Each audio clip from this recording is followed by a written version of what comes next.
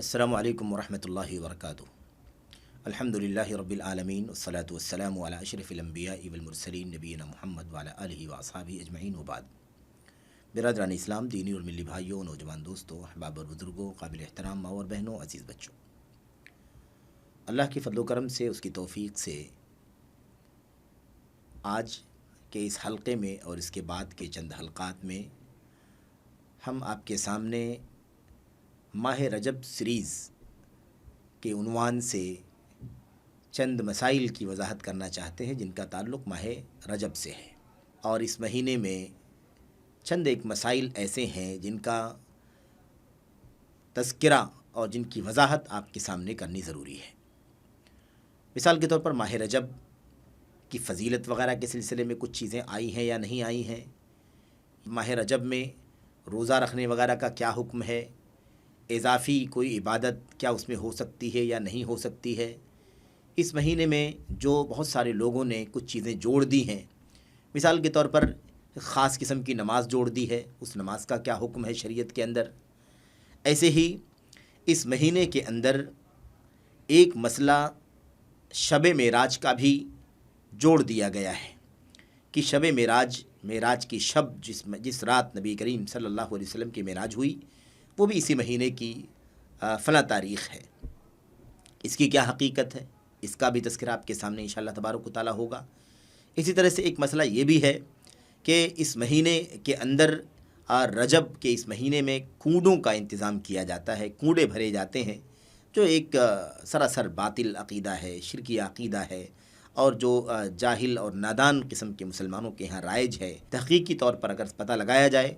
तो इस कूड़े की रस्म का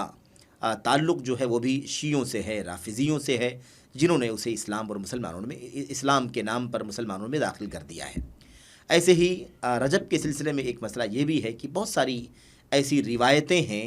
जो लोगों के दरमियान आम हैं, फैली हुई हैं और उसे लोग बयान करते हैं। बाज़ खुतबात वग़ैरह में भी बसा औक़ात सुनने का इत्तेफ़ाक़ होता है, या ऐसे ही सोशल मीडिया के जो वसाइल हैं उन पर बहुत सारी ऐसी रिवायतें आम की जाती हैं, फैलाई जाती हैं, जो ज़ईफ़ हैं, मौज़ू हैं, मनगढ़ंत हैं, बेसर पैर की हैं माह रजब के हवाले से, उनकी भी वजाहत आपके सामने करनी है। तो सरसरी तौर पर ये चंद मसाइल हैं जिनका तज़किरा आपके सामने आएगा इख्तिसार के साथ ही, और चंद हल्क़ों में इंशाअल्लाह तबारक व तआला ये बातें आपके सामने रखी जाएंगी। और ये जो पहला हल्क़ा जो आपके सामने हम पेश करने जा रहे हैं वो इस हवाले से है कि माह रजब के सिलसिले में क्या कोई फ़जीलत अल्लाह के कलाम में नबी करीम सल्लल्लाहु अलैहि वसल्लम की हदीसों में आई है या नहीं आई है। इस सिलसिले में जो बात है वो ये है कि माह रजब उन महीनों में से एक महीना है, या उन 4 महीनों में से एक महीना है जिसे अल्लाह के कलाम में नबी करीम सल्लल्लाहु अलैहि वसल्लम की अहादीस में अल अशहुरुल हुरुम यानी हुर्मत वाले महीनों का नाम दिया गया है। हुर्मत वाले महीने हैं यानी दीगर महीनों में भी बहुत सारे काम मुनकरात के, हराम और गुनाहों के, मासियत के जो लोग करते हैं वो भी हराम हैं, लेकिन खुसूसियत के साथ इन 4 महीनों में खुसूसियत के साथ किसी भी तरह का गुनाह, किसी भी तरह की मासियत का काम करना, उसका इर्तिकाब करना मुसलमान के लिए ज़्यादा संगीन है, ज़्यादा ख़तरनाक है, उससे बचना ज़रूरी है। कुरान करीम में अल्लाह तबारक व तआला फरमाता है, इन्ना इद्दतश-शुहूरि इंदल्लाहि 12 शहरन फ़ी किताबिल्लाह यौम ख़लक़स-समावाति वल अर्द मिन्हा अर्बअतुन हुरुम ज़ालिकद्दीनुल क़य्यिम फ़ला तज़लिमू फ़ीहिन्ना अनफ़ुसकुम वक़ातिलुल मुशरिकीन काफ़्फ़तन कमा युक़ातिलूनकुम काफ़्फ़ा इला आख़िरिल आया। अल्लाह तबारक व तआला ने इसमें फरमाया, इस आयत करीमा में, सूरह तौबा की आयत करीमा है, इस आयत करीमा में अल्लाह तबारक व तआला फरमाता है कि महीनों की तादाद जब से अल्लाह तबारक व तआला ने ज़मीनों को, आसमान को पैदा किया है, ज़मीन और आसमानों को पैदा किया है, उसी वक्त से महीनों की तादाद 12 है। इन 12 महीनों में से 4 महीने हुर्मत वाले हैं। अल्लाह तबारक व तआला फरमाता है, इसलिए इन 4 महीनों में अपने आप पर, अपनी ज़ात पर जुल्म न करो। अल्लाह तबारक व तआला ने खुसूसियत के साथ इस बात का हुक्म दिया है, बल्कि मना फरमाया है कि हुक्म दिया है कि जुल्म न करो, या यूँ कहें कि अल्लाह तबारक व तआला ने जुल्म करने से मना फरमाया है। यानी गुनाह और मासियत के कामों से तो हमेशा ही मुसलमान को बचना है, लेकिन खुसूसियत के साथ इन 4 महीनों में खुसूसियत के साथ अपने आप को हराम से, मुनकरात से और किसी भी तरह के जुल्म से, ज़्यादती से अपने आप को बचाना है। और ये महीना جو یہ مہینے جو 4 مہینے ہیں ان کا جو مقام ہے، ان کا جو تقدس ہے، ان کی جو حرمت ہے، انہیں اسے پامال نہیں کرنا ہے۔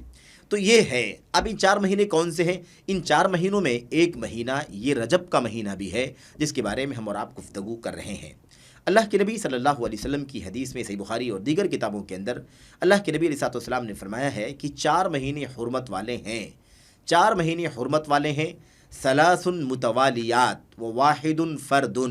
4 مہینے حرمت والے ہیں جن میں سے 3 مہینے مسلسل ہیں۔ وہ 3 مہینے مسلسل کون سے ہیں؟ ذوالقعدہ و ذوالحجہ و محرم۔ اور اس کے بعد اللہ کے نبی علیہ السلام نے فرمایا وَرَجَبُ مُضَر الذی بین جمادہ و شعبان، اور رجب مضر، قبیل مضر کا رجب جو جمادی الآخرہ اور ایسے ہی شعبان کے بیچ میں ہے، یہ چوتھا مہینہ ہے جو الگ ہے۔ یعنی 3 مہینے مسلسل ہیں اور یہ چوتھا مہینہ الگ ہے جو جمادی الآخرہ اور ایسے ہی شعبان کے بیچ میں ہے۔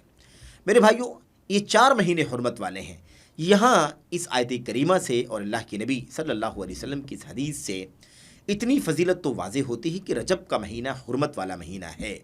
حرمت والا مہینہ ہے، محترم مہینہ ہے۔ اس مہینے میں ہمیں کسی بھی طرح کا ظلم، کسی بھی طرح کی زیادتی، گناہ، معصیت، منکرات کا ارتکاب وغیرہ کرنے سے اپنے آپ کو خصوصیت کے ساتھ بچانا چاہیے، جیسے محرم میں، ایسے ہی ذوالقعدہ میں، ایسے ہی ذوالحجہ میں، اور ایسے ہی ماہ رجب کے اندر بھی۔ اللہ کے نبی علیہ السلام نے اس مہینے کو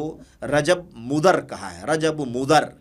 قبیل مضر کا رجب۔ اصل میں قبیل مضر کی طرف اس مہینے کو اس لیے منسوب کیا گیا ہے، کئی وجوہات ہیں، لیکن ایک اس کی جو معروف وجہ ہے وہ یہ ہے کہ مضر کے لوگ اس مہینے کا احترام کیا کرتے تھے۔ ماہ رجب کا یہ لوگ جو قبیل مضر کے لوگ ہیں اس کا احترام کیا کرتے تھے، اس کے تقدس کو پامال نہیں کرتے تھے، اس میں اپنے آپ کو گناہوں سے، معصیت سے بچاتے تھے، اس لیے اس کی نسبت جو ہے مضر کی طرف کر دی گئی، جبکہ دوسرے بعض قبیلے تھے جو اس کی حرمت کو پامال کرتے تھے یا اس کو دوسرے مہینوں سے بدل لیا کرتے تھے، اس طرح کا رویہ ان کا تھا، اس لیے اس مہینے کو مضر کی طرف منسوب کیا گیا۔ میرے بھائیو، خلاصہ کلام یہ ہے کہ یہ حرمت والے 4 مہینوں میں سے ایک مہینہ ہے، اس لیے یہ حرمت والا ہونا یہ اس مہینے کی فضیلت ہے۔ اب اس سلسلے میں روزے وغیرہ رکھنا، یعنی اس مہینے میں روزہ وغیرہ رکھنے کی کوئی فضیلت ہو، اس سلسلے میں نبی کریم صلی اللہ علیہ وسلم کی حدیثوں میں یا ایسے ہی صحابہ کرام کے آثار وغیرہ میں یا ایسے ہی بعد کے لوگوں میں یعنی تابعین، طبع تابعین وغیرہ کے آثار میں ایسی کوئی چیز نہیں ملتی ہے جس سے اس مہینے میں روزے وغیرہ رکھنے کی کوئی خاص فضیلت آئی ہو، یا اس میں کوئی نماز وغیرہ پڑھنے کی فضیلت ہو، یا مثال کے طور پر اس مہینے کے کسی خاص تاریخ میں یا کسی خاص دن میں مثال کے طور پر کوئی نماز پڑھنا یا روزہ رکھنے وغیرہ کی کوئی فضیلت ہو، ایسی کوئی چیز وارد نہیں ہے، کوئی چیز کہیں بھی ثابت نہیں ہے۔ اس سلسلے میں اہل علم کے، سلف امت کے اقوال بھی انشاءاللہ تبارک و تعالیٰ اگلے حلقات میں آپ کے سامنے آئیں گے، جس سے یہ بات واضح ہوگی کہ ماہ رجب میں کسی خاص قسم کے روزے کی یا کسی خاص قسم کی نماز کی کوئی بھی فضیلت کہیں بھی وارد نہیں ہے۔ ہاں، بعض روایتوں سے یہ معلوم پڑتا ہے، جیسا کہ ہمارے سامنے ایک روایت اس وقت ہے جسے کئی محدثین نے اپنی کتابوں کے اندر روایت کیا ہے، مثال کے طور پر مسند احمد بن حنبل میں یہ روایت موجود ہے، اور ایسے ہی امام مسلم رحمۃ اللہ علیہ نے بھی اپنی کتاب میں اس کو روایت کیا ہے، اور امام ابو داود نے بھی اپنی کتاب اپنی سنن کے اندر اس کو روایت کیا ہے۔ روایت صحیح ہے۔ بہرحال اس روایت کے اندر اس بات کا پتہ چلتا ہے کہ اس مہینے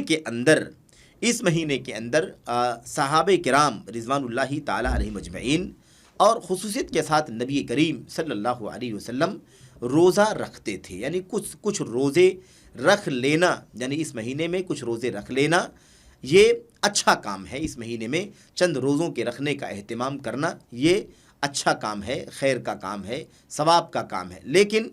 اس روزے کی کوئی خصوصی فضیلت نہیں ہے کہ جو شخص ماہ رجب میں روزہ رکھے گا اسے یہ اجر ملے گا، اسے یہ ثواب ملے گا، اسے یہ نیکی ملے گی، اسے یہ صلہ ملے گا۔ اس طرح کی کوئی بھی بات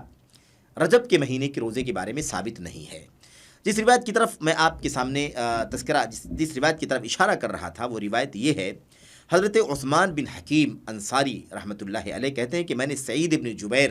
رحمۃ اللہ علیہ سے پوچھا ان صوم رجب کے مہینے کے بارے میں میں نے پوچھا، رجب کے مہینے میں روزہ رکھنے کے بارے میں میں نے پوچھا۔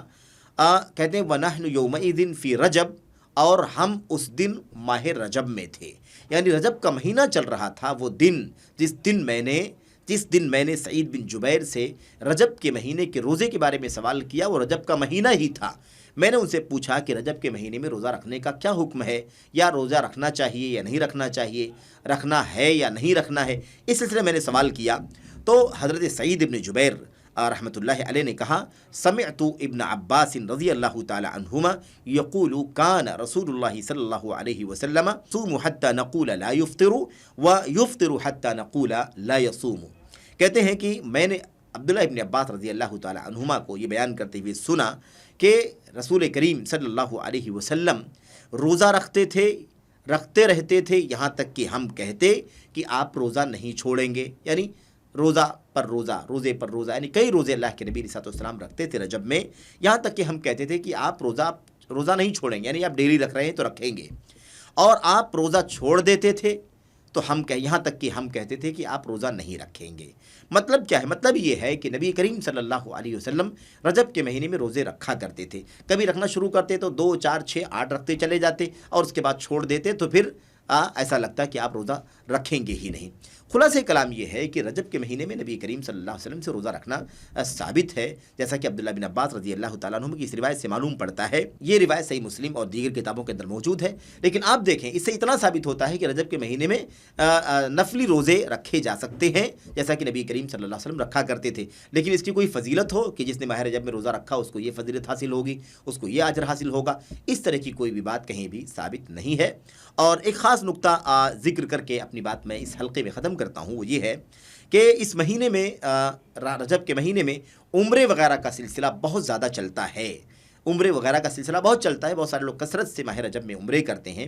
اصل میں رجب کے مہینے میں عمرہ کرنے کے سلسلے میں بہت سارے لوگوں کے یہاں یہ معروف ہے کہ نبی کریم صلی اللہ علیہ وسلم نے اپنی زندگی میں 4 عمرے کیے ہیں، جن میں سے نبی کریم صلی اللہ علیہ وسلم نے 1 عمرہ رجب کے مہینے میں کیا ہے۔ ایسا مشہور ہے، اور مشہور ہونے کی وجہ یہ ہے کہ یہی موقف حضرت عبداللہ ابن عمر رضی اللہ تعالیٰ عنہ کا بھی تھا کہ اللہ کے نبی صلی اللہ علیہ وسلم نے 4 عمرے کیے ہیں، اور ان میں سے 1 عمرہ آپ نے رجب میں کیا ہے۔ لیکن یہ بات درست نہیں ہے۔ ام المومنین عائشہ صدیقہ رضی اللہ تعالیٰ عنہ سے اس مسئلے میں پوچھا گیا کہ عبداللہ بن عمر اس بات کے قائل ہیں کہ اللہ کے نبی نے 4 عمروں میں سے 1 عمرہ رجب کے مہینے میں کیا ہے، آپ کیا کہتی ہیں؟ تو انہوں نے کہا کہ اللہ تعالیٰ رحم فرمائے ابو عبد الرحمن کو، وہ ہر عمرے میں نبی کریم صلی اللہ علیہ وسلم کے ساتھ میں رہے ہیں، لیکن شاید ان کو یاد نہیں رہا کہ آپ نے کوئی عمرہ رجب کے مہینے میں نہیں کیا ہے۔ بہرحال خلاصہ کلام یہ ہے کہ رجب کے مہینے میں دیگر مہینوں کی طرح سے آدمی جیسے عمرہ کرتا ہے کرے، لیکن رجب کے مہینے میں عمرہ کرنے کی کوئی خاص فضیلت ہو، اس لیے اس مہینے میں عمرے کا اہتمام ہونا چاہیے، یا نبی کریم صلی اللہ علیہ وسلم نے رجب کے مہینے میں عمرہ کیا ہے اس لیے رجب کے مہینے میں عمرہ کرنا چاہیے، اس طرح کی کوئی بھی بات ثابت نہیں ہے، اس لیے اس قسم کا اہتمام رجب کے مہینے میں نہیں ہونا چاہیے۔ بہرحال تو رجب کے مہینے کے بارے میں یہ بات کہ یہ حرمت والا مہینہ ہے، اس میں نفلی روزے رکھے جا سکتے ہیں، اور اس میں خصوصی طور پر